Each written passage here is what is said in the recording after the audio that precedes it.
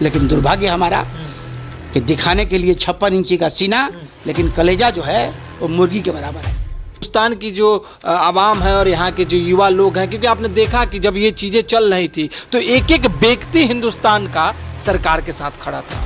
लेकिन इस युद्ध में भारत की जो क्षमता थी, भारत ने अपनी क्षमता के हिसाब से युद्ध नहीं किया। ये वक्त था POK पाकिस्तान ऑक्युपाइड जो कश्मीर है उसको अपने कब्जे में ले लेने का। देश टकटकी लगा करके देख रहा है। मन की बात करने वाले हमारे प्रधानमंत्री जी आज एक संबोधन भी नहीं दे रहे हैं देश को, जबकि आज इसकी बड़ी आवश्यकता थी। जो अभी स्थिति है, एक चीज तो साफ तौर पे नजर आ रही है कि क्या वास्तव में हिंदुस्तान की जो आवाम है, हिंदुस्तान के जो लोग हैं, उनका मनोबल गिरा दिया है इस सरकार ने। पाकिस्तान के इतने टुकड़े करवा देते कि पाकिस्तान की औकात, सही औकात जो है वो औकात में पाकिस्तान चला आता। बैठक हुई, 2 सर्वदलीय बैठक हुई, दोनों में से किसी बैठक में मोदी नहीं पहुंचा, पार्टिसिपेट नहीं किया। कारण क्या? ये तो नहीं पता। 1971 का जो वार था, उस समय इंदिरा गांधी सैनिकों के बंकर में घूम रही थी। एक आज का वक्त है जी। हम दावे बड़े बड़े करते हैं जी। कि हम किसी का इंटरफेरेंस बर्दाश्त नहीं करेंगे, तो आज अमेरिका का इंटरफेरेंस आपने कैसे बर्दाश्त कर लिया? कौन होता है अमेरिका कश्मीर के मुद्दे पे बोलने वाला? और उस समय भी इंदिरा गांधी का स्टेटमेंट आया था कि 7 की जगह तुम 70 भेज दो, हिंदुस्तान अडिग है और जिन चीज़ों पे अडिग है वो अडिग रहेगा। 95,000 सैनिक पाकिस्तान के सरेंडर किए।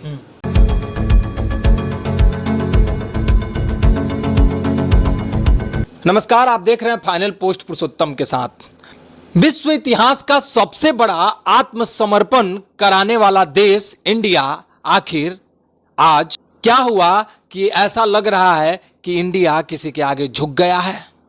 ऐसी कौन सी बात आ गई, ऐसा कौन चीज हुआ जिसके कारण आज पूरा देश उस वक्त को याद कर रहा है? 1971 की उस युद्ध की चर्चा हो रही है, और उस युद्ध की चर्चा के साथ साथ एक नाम जो सबों के जुबान पे गुज रहा है, इंदिरा गांधी। इनकी भी खूब चर्चा हो रही है।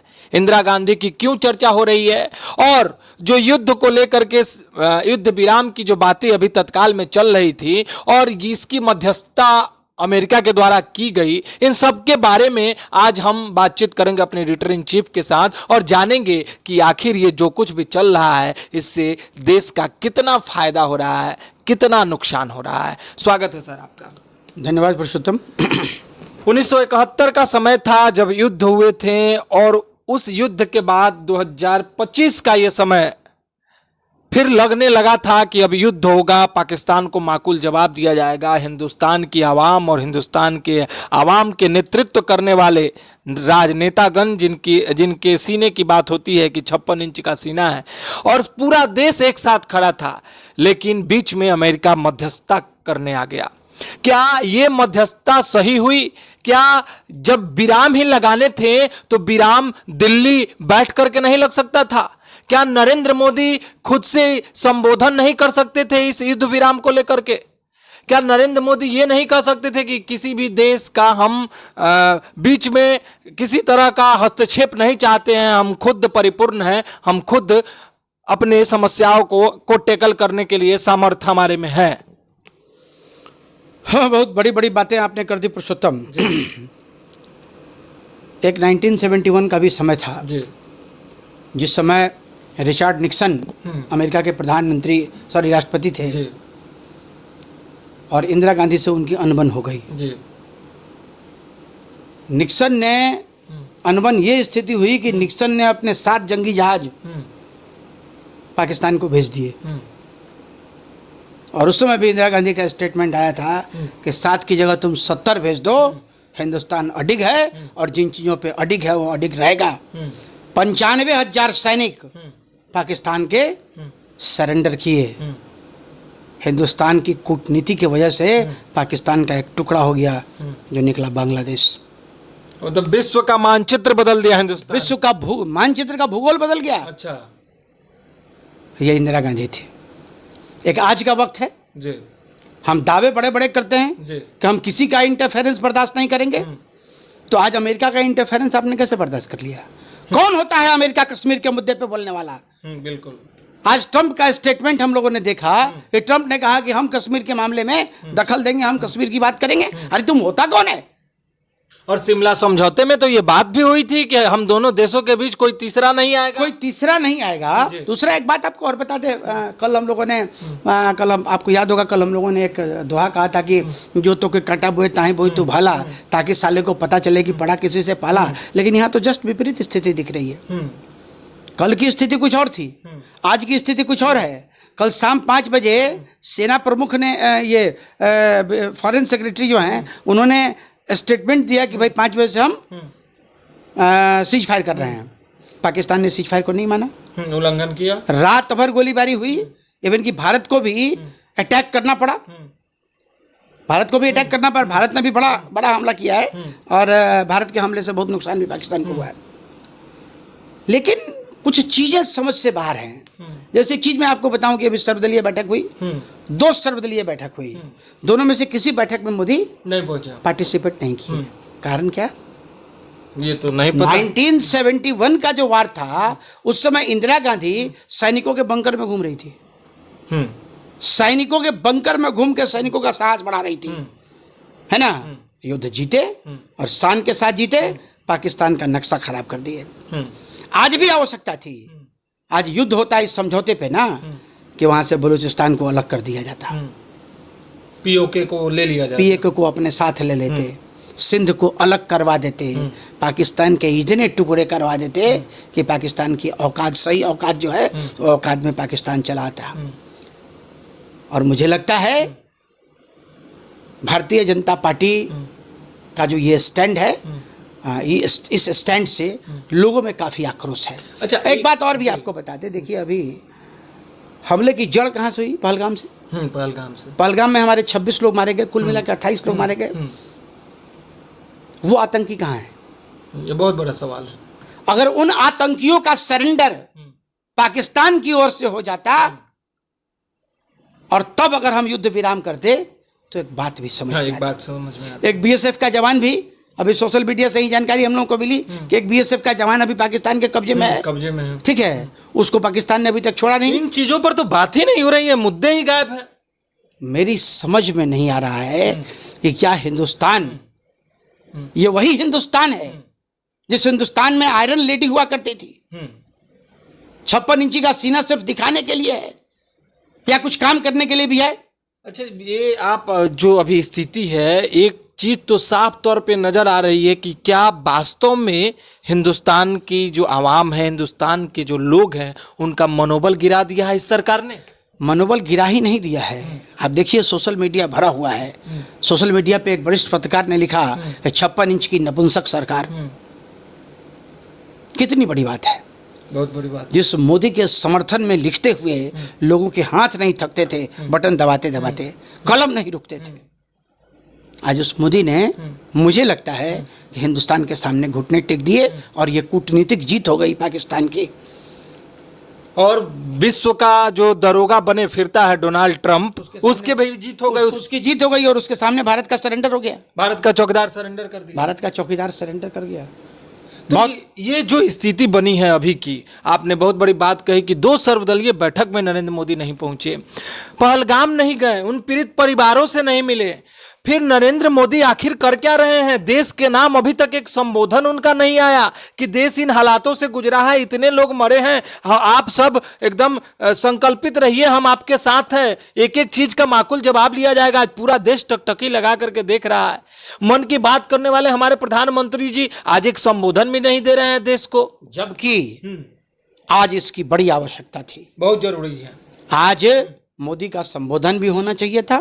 ठीक है, मोदी सैनिकों से मिलके, अभी मोदी तो बैठक कर रहे हैं, जब देखिए तो मोदी बैठक कर रहे हैं, जब देखिए तो पता है मोदी बैठक कर रहे हैं। ये कहाँ बैठक कर रहे हैं, काहे को बैठक कर रहे हैं? उसके लिए यूनिट बना हुआ है सेना, सेना को आदेश दीजिए, सेना अपना काम करेगी। एक चीज और समझ में, आप एक सरकार की तरफ से एडवाइजरी जारी हुई कि प्रधानमंत्री मोदी ने सुरक्षा बलों को आदेश दे दिया है, सैन्य व्यवस्था को आदेश दे दिया है कि आप अपने अनुसार कार्रवाई करें, खुली छूट दे दी है।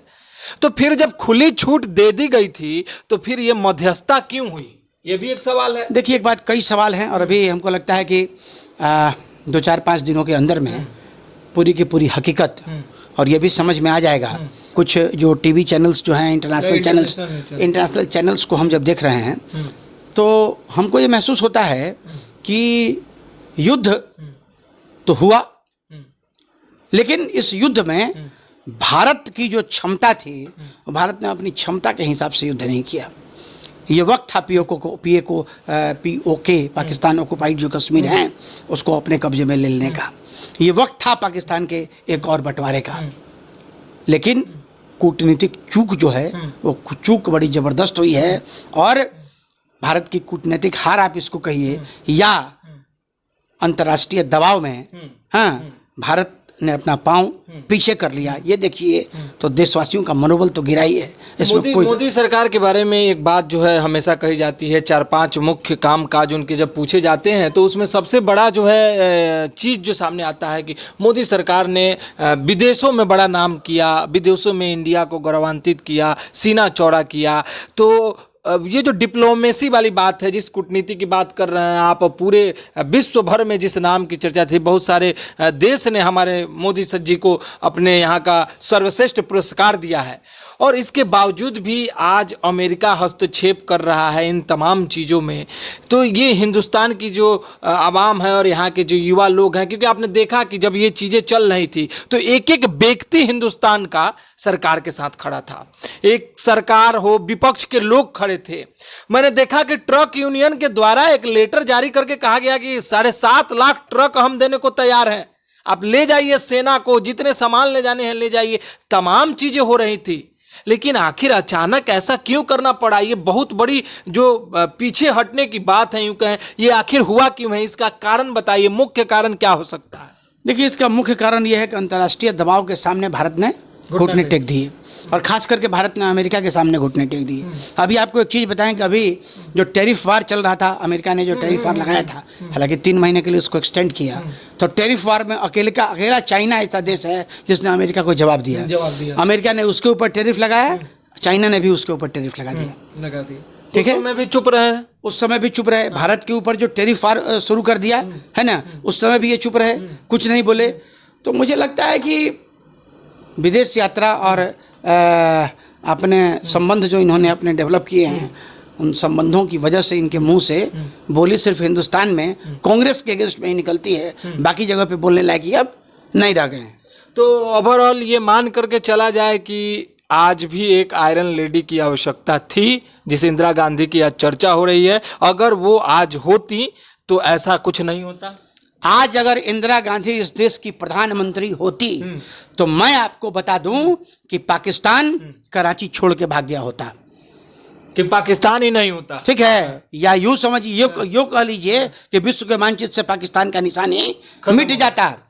आज आप ये समझिए कि 1971 में अमेरिका ने 7 जंगी जहाज भेज दिए पाकिस्तान के फेवर में लड़ने के लिए, और इंदिरा गांधी ने कहा कि 7 नहीं, तुम 70 भेज दो, हमारी सेना डटी रहेगी और हम अपने स्टैंड पर कायम रहेंगे। और कायम रही, जीती, पाकिस्तान के टुकड़े करवा दिए।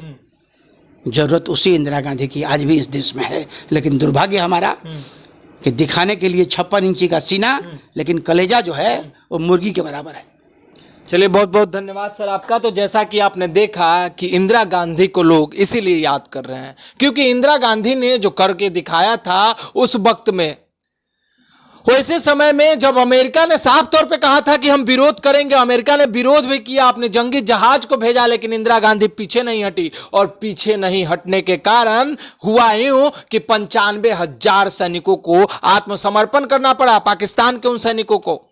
आज पूरा देश जब एक साथ खड़ा था, विपक्ष भी साथ खड़ा था, हिंदू मुसलमान सब एक साथ खड़े थे कि पाकिस्तान को माकूल जवाब दिया जाएगा। और भी पुरुषोत्तम, आपकी सैन्य ताकत भी बड़ी है, आपके पास हथियार भी बहुत है, आप में लड़ने की क्षमता और शक्ति है, इसके बावजूद आपने भारत का सर झुका दिया।